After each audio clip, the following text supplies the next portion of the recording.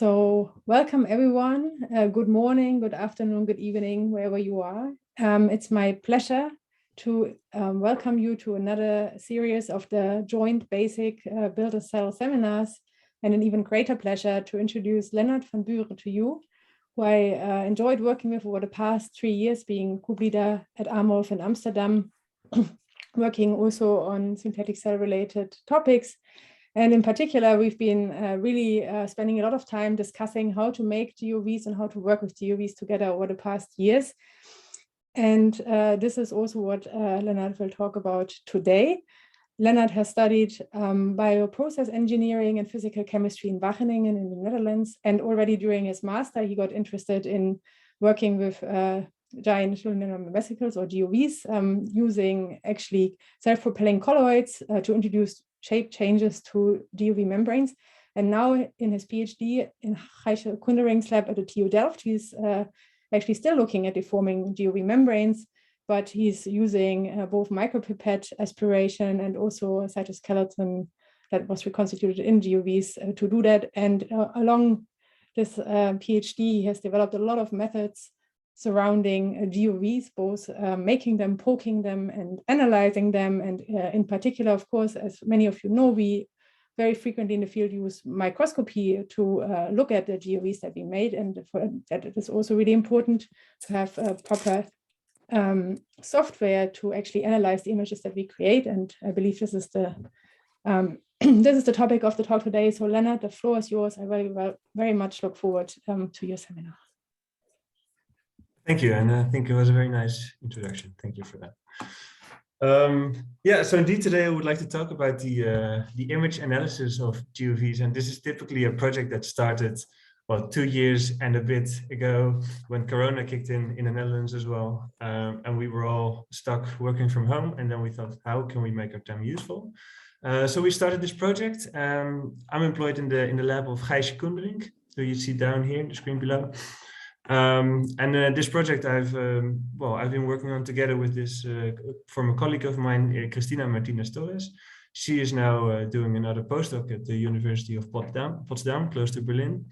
Kristina was mainly the programmer in this project, and I was more on the GUV and data side of the project. So together we developed this software called DisGUVery. And well, I will just walk you through what we did and why we think it can be useful for the whole community to have a software like this. And well, I always start with this slide about, well, I always try to go to the next slide. Yeah, it's working. I always start with this slide about why we talk about GUVs, but in a seminar series called Build a Cell, I don't think it requires much of introduction. But just let me quickly recap. GUV is an aqueous compartment confined by a lipid bilayer, and because its size is similar to size of eukaryotic cells, which is in the upper micron scale, so like 5 to 50 microns, and they're being confined by a lipid bilayer membrane, they're actually very good model systems to study all kinds of cellular processes outside the cellular context. And in fact, GUVs might be a very interesting candidate to build a whole cell from the bottom up.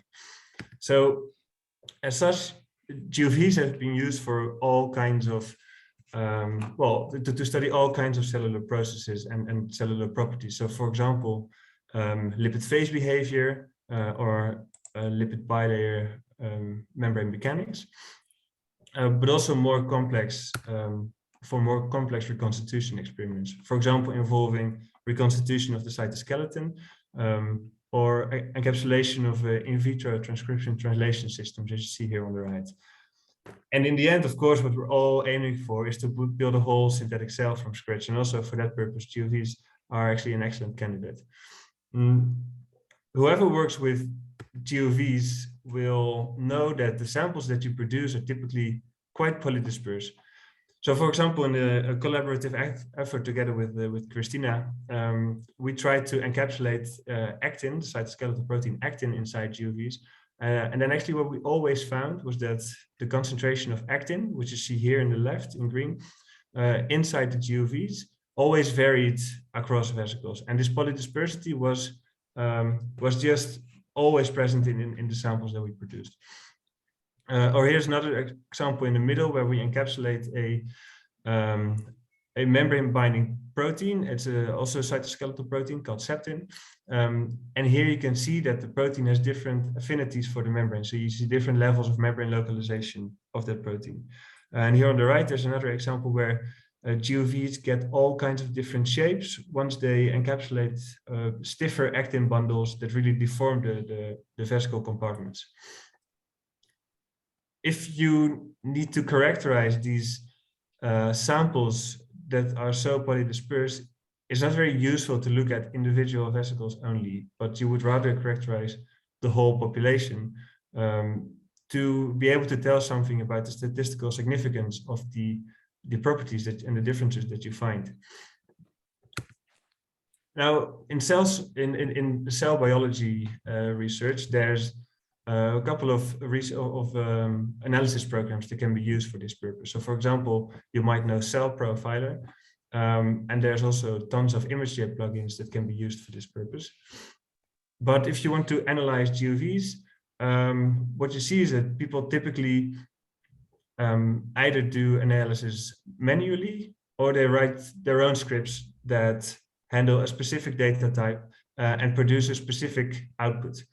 And this makes analysis very time-consuming and also difficult to compare across studies. So what we thought is, can we not make a more general analysis program that can be used for analysis of GUVs in all kinds of images for all kinds of purposes? And this is what we set out to do. So the software that we developed is called DisGUVery. And this software is then able to detect vesicles in microscopy images automatically. And after detection of these vesicles, there's a set of predefined analysis modules that can be followed.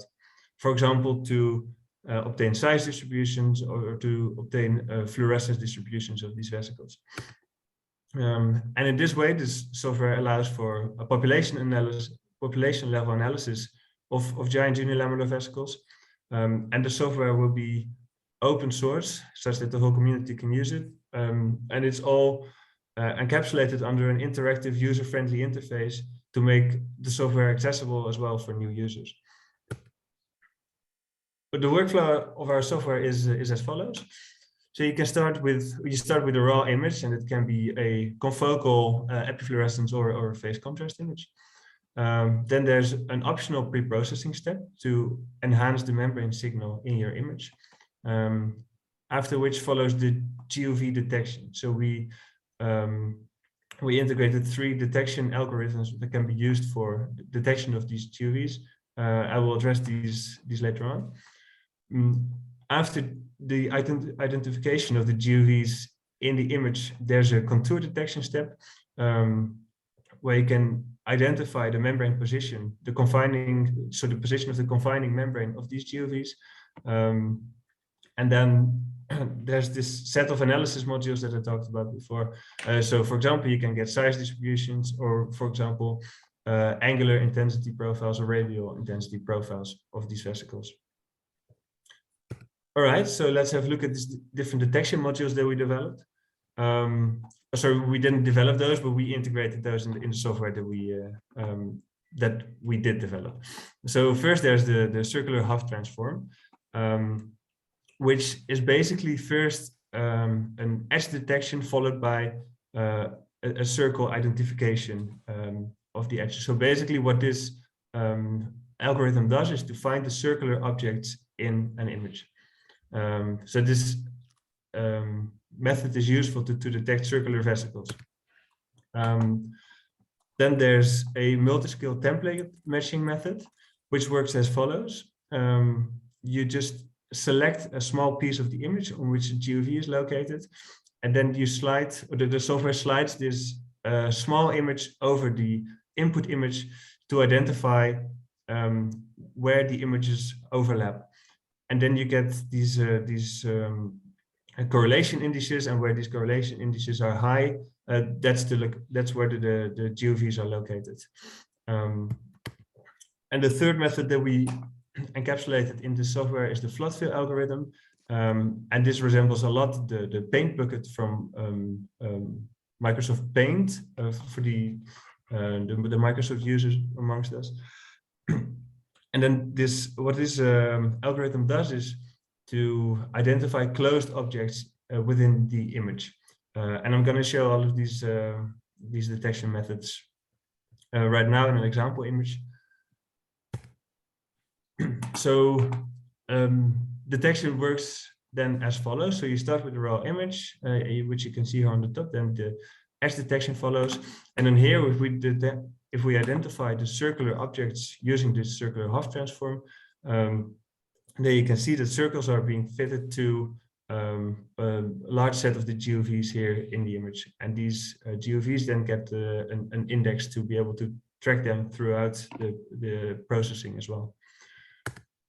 Here you can see the results of a template matching detection. And you can see, so here we selected this vesicle number 1 as a template. And then by sliding this template over the image, we also identified the other GUVs in the image. And then third, there's the flood fill algorithm. And this one detects the closed, so the flood fill method first needs a binarization of the image. So we get like a black and white image, and then the closed objects are being filled. So you can see here that a lot of GUVs are being detected, but not all of them. And the whole idea why we introduced these different detection methods is that we want the... Everything is going fine? Everything is going fine? Yeah, thank you. The whole idea of having these different detection methods is that we can detect different kinds of vesicles in different kinds of images.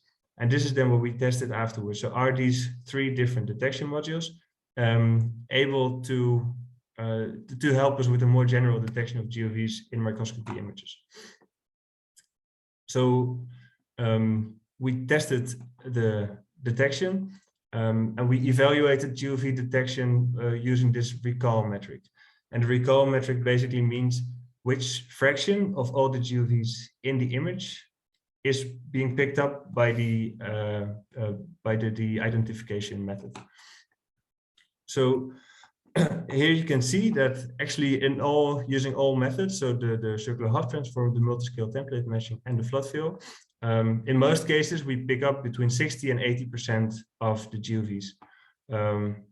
Now the only lower fraction of detected vesicles is this flood fill algorithm for the phase contrast method. And this makes sense because the flood fill algorithm detects GUVs based on the intensity profile, and the intensity profile in the phase contrast image is really different from in a wide field image. The other detectors are more shape sensitive and don't really rely on the intensity profile. So that's why they can be used for both confocal wide field and phase contrast images.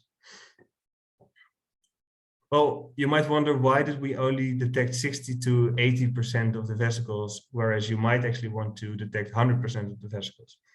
And to answer that question, we divided the GUVs in our images in different kinds of categories. We have GUVs sitting at the edge of the image. You have GUVs which are slightly out of focus.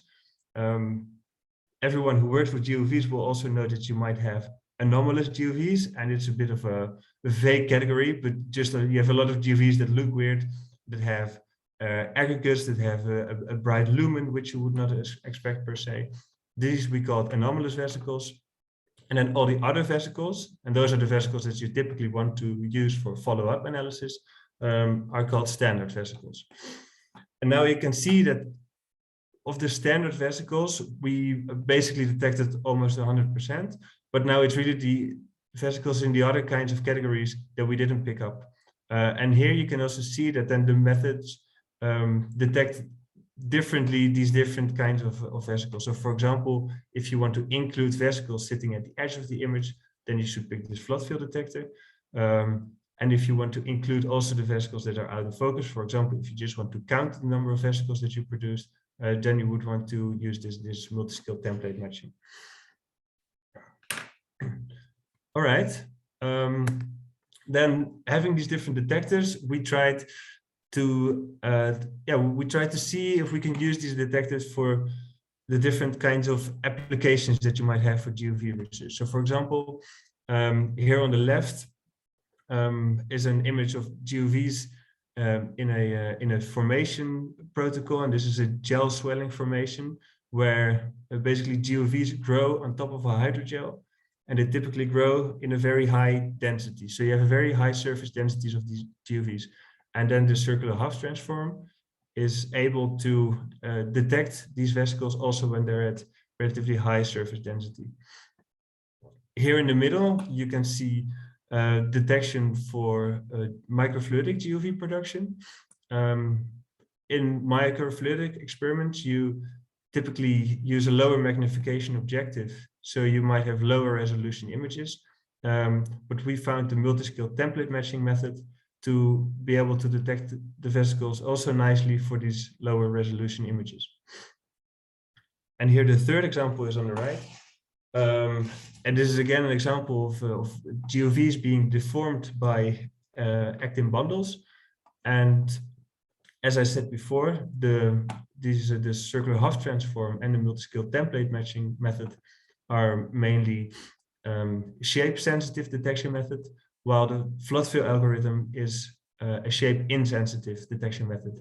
And we see that indeed we can detect also the non-spherical vesicles using this flood-fill detection algorithm. Now, maybe the most interesting part of the GUV is its membrane. So I just want to show you two membrane analysis modules that we incorporated in the software. And membrane analysis can be interesting, for example, to quantify the level of membrane binding of a certain protein, or to derive vesicle shapes when you have deformed GUVs. Now, the first membrane analysis method is a more computationally heavy, but also a more precise membrane analysis method. So if you have deformed vesicles, then you might want to be able to track the membrane position of these vesicles along the contour of the GUVs. So for this, we incorporated this contour tracking method. And basically this, what it does is to detect both the inner and the outer confining edge of the membrane by first an edge detection step, and then it uses a directional search box to connect the edge points that we find, also when the edge points are not directly connected to one another. So we use then this directional search box to basically follow the contour of the membrane and to define an outer and an inner membrane edge. And these edges can then be used to segment the membrane and to do all the kinds of analysis. So here you can see an example. If we use this contour tracking method, and then we use this again for an actin, a GUV deformed by stiff actin bundles. So you can already see you have a bit of a deformed GUV up here. And then if we use the contour tracking method and we plot the angular profiles of both the radius of the vesicle in red and the presence of actin at the position of the membrane, then you can see here for this GUV that membrane deformations are correlated to the presence of actin. Such a computationally heavy method is not always needed if you want to analyze membrane fluorescence. So we also incorporated this BaSyC membrane analysis.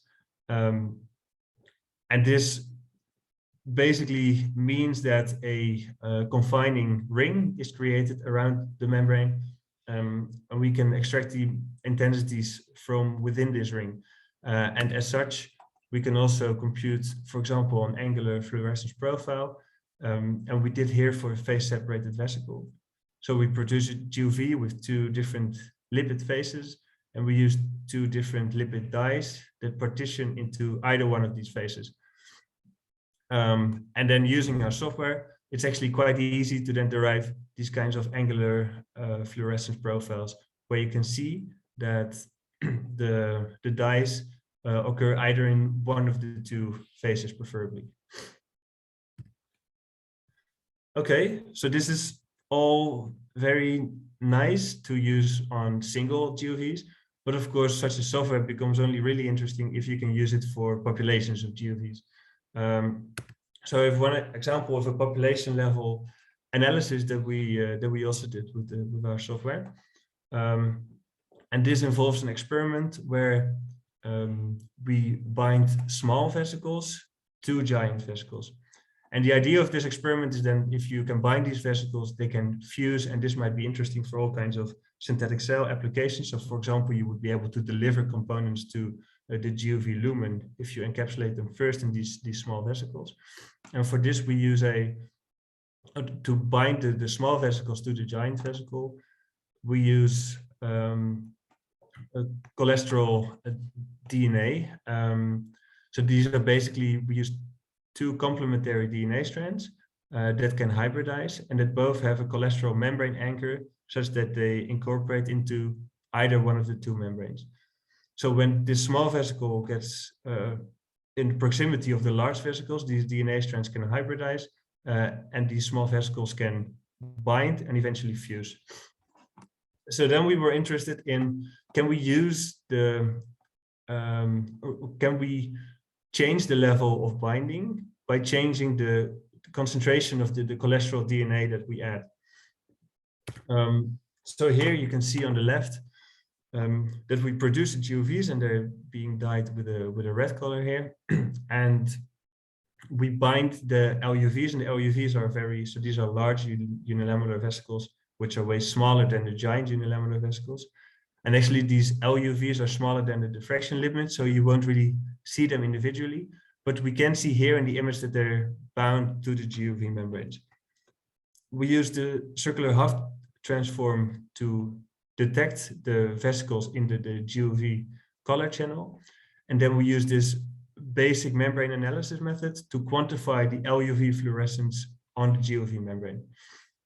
And then if we do that, then we see that if we don't add any DNA, there's no localization of the LUVs on the GUV membrane. If we use 1 micromolar DNA, there's a strong localization on the membrane. And now using this population level analysis, we can also tell that the 0.5 micromolar DNA condition is really statistically significantly is different from the 1 micromolar DNA experiment with a statistical significance, which we were able to extract because we analyzed a large set of GUVs with our software. So altogether, we developed an all-round software for all kinds of basic GUV detection and analysis problems that is compatible with different kinds of GUV experiments and different input imaging types. And actually, we hope that this software will help the field to progress to a more quantitative research area. The software is not online yet, but we're working on it. We're just going through some final revision steps at this point, but it should be available anytime soon. I would like to thank, well, of course, my supervisor Gijsje and my collaborator Kristina, and also thank Tai, Tom Aerts, Britta, Lucia, and Gerard for helping me with the data for this project. And that's it from my side. So I'm curious to hear if you have any questions.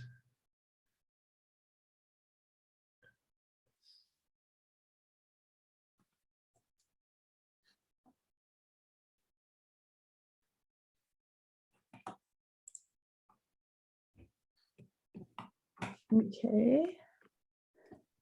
Thank you so much for the talk. If people want to ask questions, feel free to unmute. Otherwise, I can go through the questions in the chat also.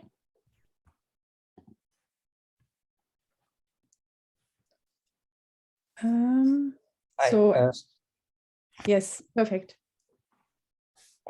Hi, can I ask, or do you want to go in the chat?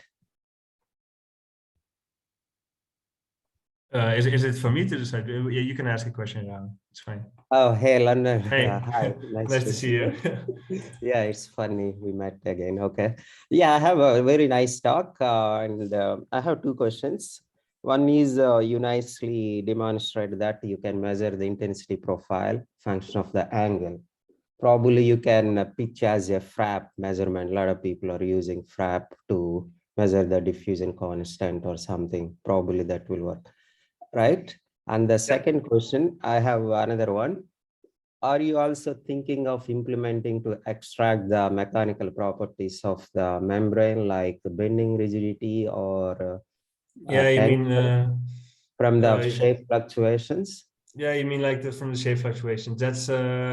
That's not incorporated in this version of the software. So now we're planning to release the first basic version, but it was indeed some of the applications that we were thinking of. But yeah, we already did the analysis as well, so we should have basically the code available to integrate it, but it won't be right now.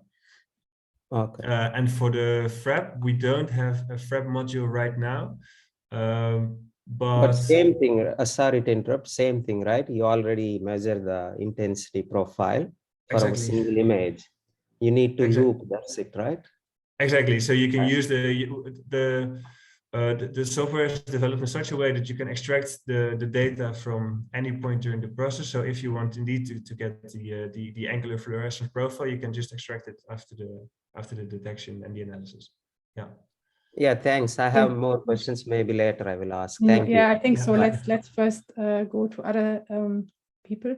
Actually, I think this question links nicely to a question asked in the chat, and that is, this technique is super useful. Is there a way to automate the software to batch process many images? Because I think that links to the question whether you could follow like the radial profile over time, for example. Yeah, it's an excellent question, and I should have mentioned it already in the talk. But there is a batch processing option as well in the software, so that's already taken into account. Yeah. Okay, great. And maybe Anna next. Yes. Hi. Thanks. I was wondering, what is the output of the program? Like, do you get a vector with all the, for example, for membrane intensity? Do you get a vector with all the intensity? Well, the average intensity from all of the GUVs that you have in the image, or yeah, so plot in the program? Yeah. So indeed, you can export the vectors for membrane fluorescence as an angular profile or as a radial profile. You can export it as a vector with a certain integration step that you can define in the software. But the idea is that you can use also this data then for your own follow-up analysis. Okay. Okay. Does it answer your question? Yeah. And then you could, I guess, can you integrate like two analyses? Like, for example, if I want to analyze the intensity within the lumen, and I also want to analyze the intensity within the membrane, like, can you integrate it in a way that you get like both, or you have to do it like individually and then? No, you can run the different color channels and you can just export it all together. Yeah. Okay. Thank you. Okay, nice. I think that also answers the question from Peter in the chat on quantifying fluorescence inside vesicles. So that's possible, you just said. That's right. So we also have an encapsulation analysis module where basically the software just creates masks that overlay the lumen of the GUVs.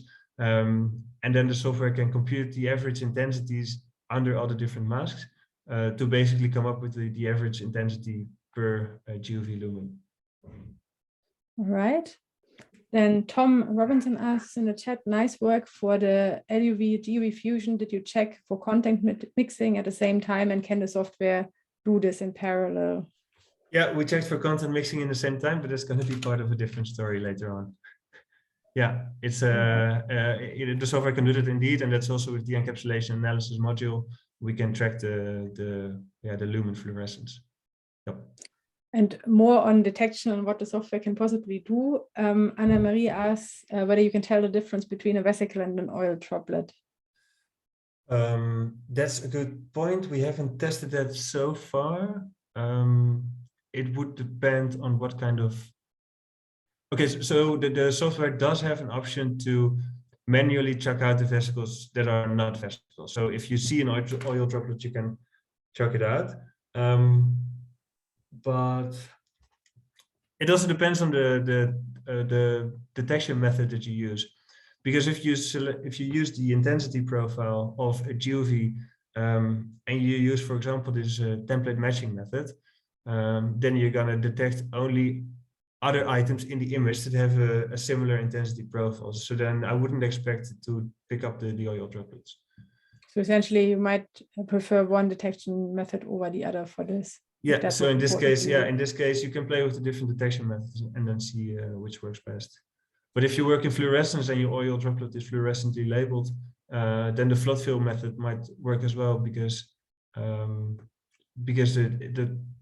flood fill method only detects GUVs which have like a bright membrane but a dark lumen. Right.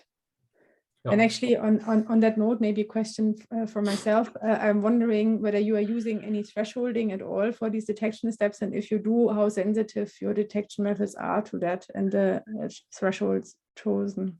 What kind of threshold do you mean? An intensity threshold or a detection threshold? Yeah, intensity thresholds, or like, for example, rejecting smaller objects. I mean, like very small GUVs or something like that, that may still be detected as being spherical objects. Yeah.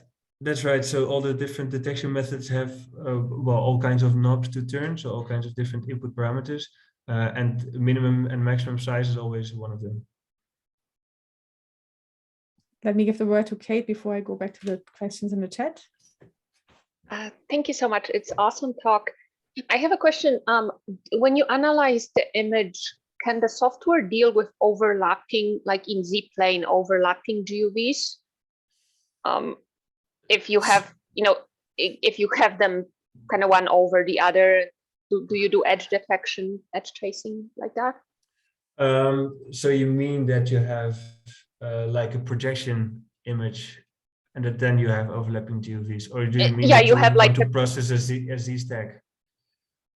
No, not processing Z stack on purpose, but if you have, sometimes, especially if you have high concentration vesicles, when you look at them, there's like vesicle on top of a vesicle because they're just in on different Z planes, but they're big enough that you still see them. Yeah. Can software account for that? I haven't tested that, so for sure we didn't incorporate a module to exclude those. So I think it would just depend on what the exact image looks like and to play with the parameters. But yeah, I cannot guarantee anything.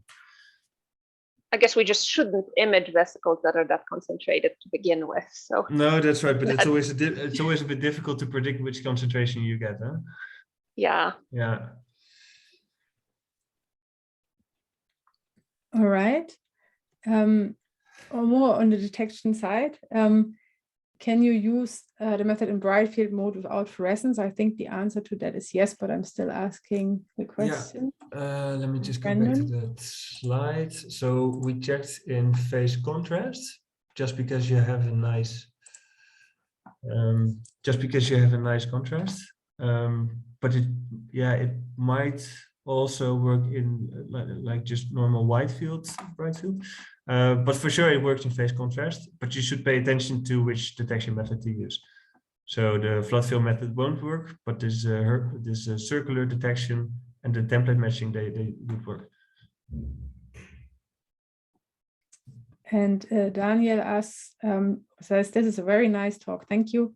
Can you analyze objects that are not spherical, for example, vesicles that fuse together or vesicles that are having contraction rings, like with FTSC, for example? Yeah, but you would have to rely on this flood fill detection method then, because it's our only shape insensitive detector, and in that case you can only detect the GUVs if they have an okay contrast of the membrane signal with respect to the background. So if you then have basically what I showed here in the beginning, if you then have GUV like the large one here in the middle, where the contour is not completely well defined, all along the contour, those you won't be able to pick up. So it depends on the membrane signal, but in principle, it's possible. So I guess if you had vesicles where you have a very nicely defined membrane, Angela asked whether the software can also check for lamellarity, whether you can detect vesicles that are not unilamellar, or distinguish them from those that are. Yeah, so that's also a good question. I have to say, it's something I was planning to try, but then we didn't really have a good confocal microscope to get the data for that. So it might actually be interesting if I could get, or well, maybe if the person who asked the question, maybe if that person also has some data lying around on the multilamellar vesicles, we could just give it a try. Because in principle, it would be possible. We can just extract the membrane fluorescence from all kinds of vesicles, and then if the difference is is big enough, we should be able to see that. Right, but maybe more statistically than for an individual vesicle, right? I would imagine that there maybe the variation is so large that it could be hard to confidently say, unless unless it's very. I don't know how large that variation is, because I've mainly worked with an epifluorescence microscope so far. All right. And then Brendan asks also if there's a size cutoff for detection, and if too big or too small objects could be rejected by the method, like just without you setting a threshold, I suppose. That's just so just when you want to start detection, a window opens where you can specify the minimum size, the maximum size. You can specify the quality of detection, like a detection threshold, and then other parameters depending on the method that you choose. Okay. Sounds like we should all download the method. Is it actually available for download? I mean, you mentioned the preprint, but I just mentioned at the end of the talk that it's not. So we're just going through a final revision step. So no, it's not online yet, but it should be soon. All right. So I think Carl wants to ask some more questions. Maybe one or two, that's it, if you're okay with that. Yeah, Lennard, I was wondering, have you ever tried to detect in 3D? For example, you write a high tension vesicle Moore sphere, that is relatively easy. If you have the low tension, more likely pancake or something like that. Yeah. So it should work, right? You're taking the different planes. Yeah, we haven't tried in 3D. No, not yet. Yeah, like a sphere, you can use the intensity. You need maybe 6 or 8 planes to recognize as one objective.